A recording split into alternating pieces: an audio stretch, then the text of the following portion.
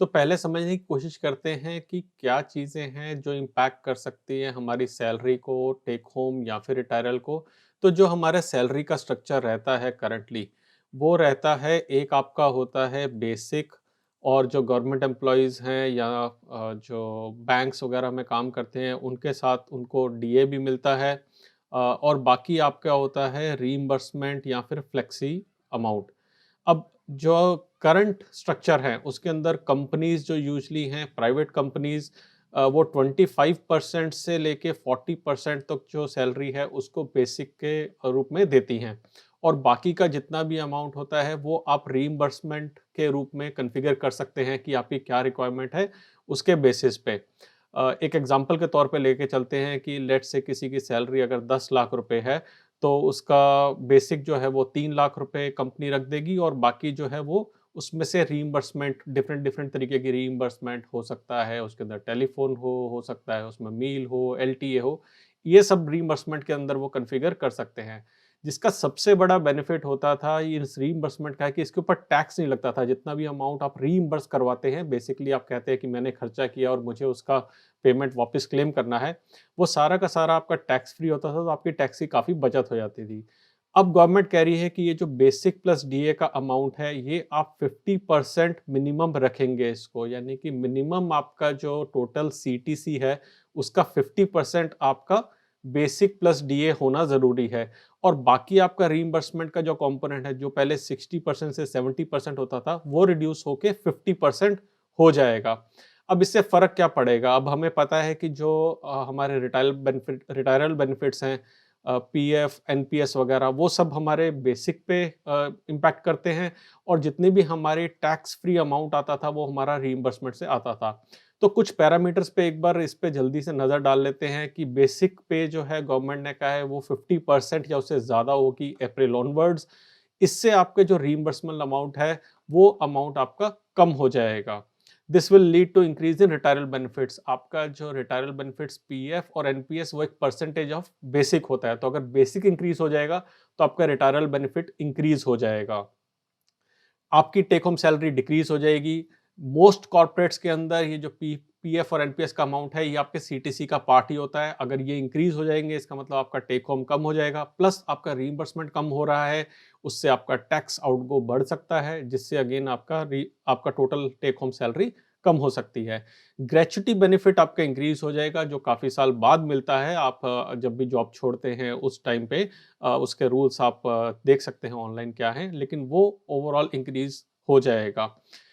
आप अगर ज़्यादा रिइंबर्समेंट्स लेते थे, अगर आपका सैलरी स्ट्रक्चर इस तरीके से था कि आप उसका काफ़ी ज़्यादा यूज़ करते थे रिइंबर्समेंट्स का, तो आपकी टेक होम प्लस ओवरऑल पे पे इम्पैक्ट पड़ेगा। अब हम कुछ एग्ज़ाम्पल लेके चलते हैं जो यहाँ पे मैंने डिज़ाइन किए हैं कि आपके एक्चुअली में टेक होम पे क्या फ़र्क पड़ेगा और आपके ओवरऑल कंपनसेशन पे क्या फ़र्क पड़ेगा। सबसे पहले एग्ज़ाम्पल लिया हमने, जहाँ पे हमने सीटीसी लिया है 10 लाख रुपए का, रेंट दे रहे हैं ये 2 लाख रुपए पर ईयर, और यहाँ पे मैंने कुछ रीइंबर्समेंट लगाई हैं। इन रीइंबर्समेंट्स को मैं कॉमन रखूँगा थ्रू आउट दिस प्रेज़ेंटेशन, लेकिन कुछ-कुछ बीच में ऐड करेंगे हम, देखने के लिए कि क्या वेरिएशन हमारे पास आती है। तो सबसे पहले केस को हम थोड़ा-सा डिटेल में देखेंगे, बाकी केसेस को जब पहला समझ आ जाएगा तो हम थोड़ी-सी फ़ास्ट स्पीड से देखेंगे। तो जब सबसे पहले केस को हम देखते हैं, तो हम सीटीसी यहाँ पे लेते हैं 10 लाख रुपए। बेसिक जो है इनकी 40% ऑफ सीटीसी है, तो बेसिक यहाँ पे आती है 4 लाख रुपए। एचआरए 50% ऑफ बेसिक है, तो एचआरए जो है मान के चलते हैं कि मेट्रो में लिविंग है, अगर नॉन मेट्रो में है तो 40% हो जाएगा, तो एचआरए आता है 2 लाख रुपए। कुछ रीइंबर्समेंट जैसा मैंने पहले स्लाइड में दिखाया था, ये रीइंबर्समेंट से ले रहे हैं, और मिसलेनियस अमाउंट है, टोटल अमाउंट में से रीइंबर्समेंट्स और बेसिक और एचआरए हटा देते हैं, तो ये इनके पास किटी में बच जाता है, जिसको इन्होंने किसी और फॉर्म में नहीं लिया है। पीएफ जो है वो 12% ऑफ बेसिक, और 10% ऑफ बेसिक जो है वो एनपीएस है, तो वो अमाउंट्स भी यहाँ पे आ जाते हैं। जब इनकी टोटल सैलरी को हम कैलकुलेट करते हैं, तो जो इनका basic plus HRA plus miscellaneous को मिला के आती है 8,05,600 रुपए। रीइंबर्समेंट के अंदर इनके ये 3 कंपोनेंट्स आते हैं, और रिटायरल बेनिफिट के अंदर पीएफ प्लस एनपीएस आता है। हम एक और एजम्पशन मान के चलते हैं कि ये पूरे 2 लाख रुपए की एग्जम्पशन ले रहे हैं, 80C की 1.5 लाख रुपए की एजम्पशन, और 50,000 रुपए की 80 CCD 1B की, यानी कि खुद से 50,000 रुपए एनपीएस में जमा करा रहे हैं। एचआरए एग्जम्पशन इनकी आती है 1,60,000। एचआरए का फॉर्मूला होता है 50% ऑफ बेसिक या फिर actual rent paid minus 10% of basic या फिर एक्चुअल एचआरए रिसीव्ड। इन तीनों का जो मिनिमम होता है वो होता है एचआरए एग्जम्पशन, जो इस केस में आता है 1,60,000। तो नेट इनकम इनके पास आती है 4,45,600 रुपये। ये आती है आपके सैलरी के अंदर से जो आपकी एग्जम्पशन है एटीसी और 80CCD 1B की, उसको निकाल के प्लस एचआर एग्जम्पशन निकाल के आपके पास ये अमाउंट आता है। इसमें से 50,000 रुपये का स्टैंडर्ड डिडक्शन आप निकाल देते हैं तो इनके पास पैसा बचता है 3,95,600 रुपये। अब क्योंकि ये अमाउंट 5 लाख से कम है तो इनको कोई भी टैक्स नहीं लगेगा, यानी कि पूरा का पूरा पैसा इनके पास इन हैंड आ जाएगा। ओन कंट्रीब्यूशन इनका पीएफ का था 48,000, वो सेम रहेगा जो 12% इन्होंने यहाँ पे दिया था। और रीइंबर्समेंट जो है वो इनकी आ रही है 1,06,400, जो हमने यहाँ पे देखी थी। मोटा मोटा अगर हम बात करें तो इनके पास इन हैंड में सैलरी आ रही है 8,64,000 रुपये और रिटायरल बेनिफिट इनको मिल रहे हैं 1,36,000। क्योंकि कोई टैक्स पे नहीं किया तो नेट नेट 10 लाख रुपए इनको मिल रहे हैं। मंथली अगर बात करते हैं तो मंथली इनको 72,000 रुपये इन हैंड मिल रहे थे, जो कि थे सैलरी प्लस रीइंबर्समेंट, और 11,333 मिल रहे हैं इनको रिटायरल, और ओवरऑल इनको 83,333 रुपये मिल रहे थे। अब जब नया वेज कोड लग जाता है तो इनके सैलरी पे क्या इम्पैक्ट पड़ेगा उसको देखते हैं। बेसिक जो है वो चेंज होके 4 लाख की जगह पे यहाँ पे हो गई है 5 लाख, क्योंकि 50% ऑफ बेसिक। इसके कारण इनका इम्पैक्ट पड़ेगा पीएफ और एनपीएस पे, जो कि अमाउंट आप देख सकते हैं इंक्रीज हो गए हैं इसके कंपैरिजन में। और इसी के कारण इनका जो टोटल मिसलेनियस अमाउंट है वो हो जाएगा कम। यहाँ पे 2,05,600 था, यहाँ पे इनके पास 83,600 बचता है। इसी तरीके की सब कैलकुलेशन करके इनके पास जो नेट इन हैंड इनकम बचती है वो आती है 3,83,600, जो अगेन जिसके ऊपर कोई भी टैक्स नहीं लगता है, तो वो इनको वापस एज इट इज़ पैसा मिल जाता है। लेकिन अगर आप यहाँ पे देखेंगे कि इन हैंड जो इनका अमाउंट है वो कम होके 7,23,600 रह गया है, और रीइंबर्समेंट का अमाउंट सेम रखा है हमने। ये कम इसलिए हुआ है क्योंकि इनका बेनिफिट जो है वो रिटायरल में बढ़ गया है।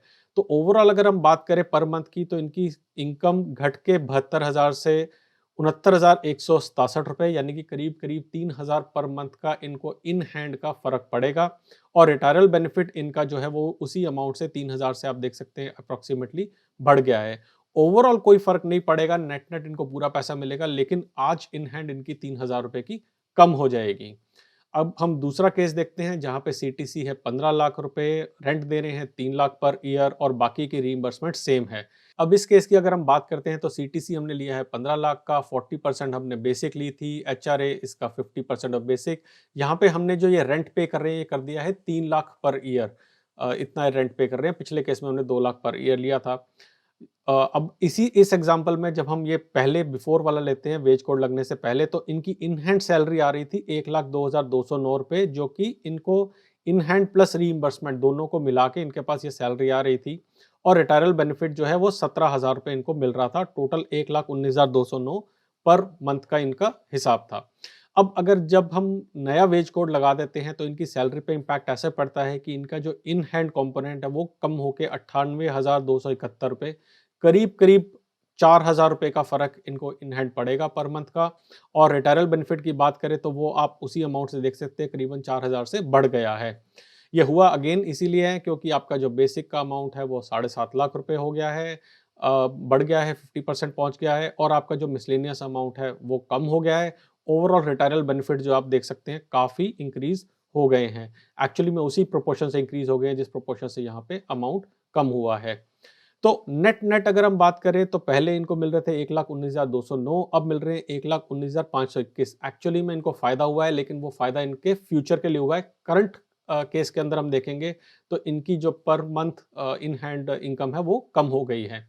तीसरा केस लेते हैं हम 20 लाख इनकम का, 20 लाख सीटीसी का, रेंट लेते हैं हम 4 लाख पर ईयर, और वही रीइंबर्समेंट्स लेके चलते हैं।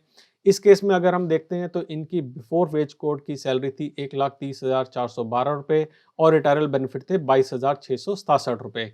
ये चेंज होके पहुंच जाती है 1,25,370 और 28,333 के रिटायरल बेनिफिट। 5,000 रुपए के करीबन का इनके इन हैंड का फर्क पड़ा है, जो मंथली इन हैंड मिल रही है उसका, और रिटायरल बेनिफिट 5,000 रुपए के करीबन बढ़ गए हैं। ओवरऑल बात करें तो अगेन ओवरऑल इनको बेनिफिट है, ओवरऑल करीबन 700 रुपए का इनको बेनिफिट पड़ेगा।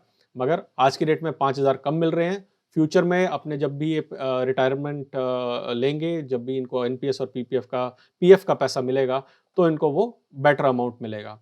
अब यहाँ पे हमने देखा है मोस्टली लोगों को ओवरऑल बेनिफिट हो रहा है और आज की डेट में सैलरी जो है कम हो रही है। लेकिन ऐसा कौन-सा केस हो सकता है जहाँ पे आज की डेट में सैलरी कम हो रही है और फ्यूचर के अंदर भी जो या टोटल अमाउंट भी जो आ रहा है वो भी कम होगा। तो उस पे भी एक केस पे हम नज़र डालते हैं कि यहाँ पे हमने लिया है सीटीसी 20 लाख का एक एग्ज़ाम्पल लेके चल रहे हैं।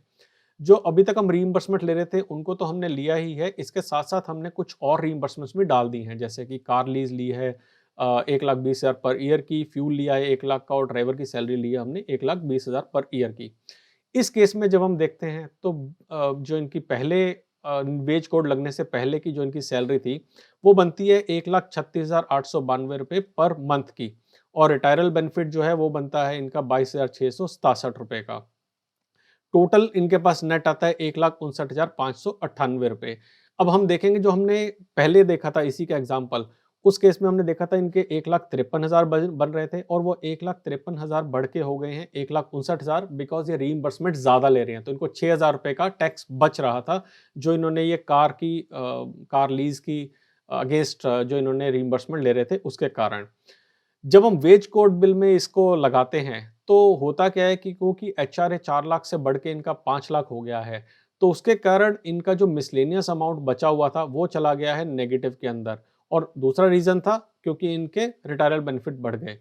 अब इसका मिसलेनियस अमाउंट का बढ़ने का मतलब या नेगेटिव में जाने का मतलब है कि इनको पैसा अपने बाकी सारे रीइंबर्समेंट में से कहीं से कम करना पड़ेगा, क्योंकि ओवरऑल तो इनको उतना ही पैसा मिलना है।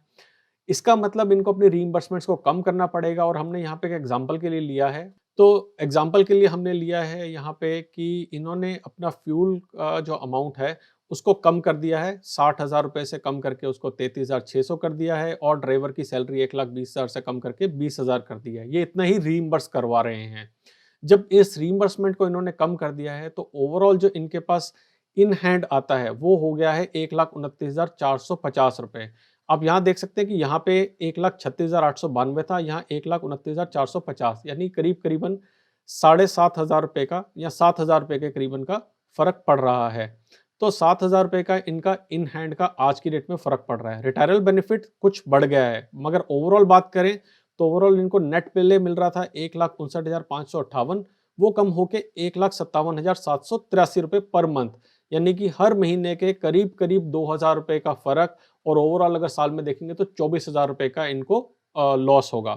तो अगर हम बात करते हैं इसकी कि जितनी ज़्यादा रीइंबर्समेंट अभी हमने 20 लाख तक का केस लिया है, अगर किसी की सैलरी 30 लाख, 40 लाख, 50 लाख है और इसी तरीके से अगर वो रीइंबर्समेंट ज़्यादा से ज़्यादा लेते हैं, तो उनकी सैलरी पे उसी प्रोपोर्शन में इफ़ेक्ट पड़ेगा।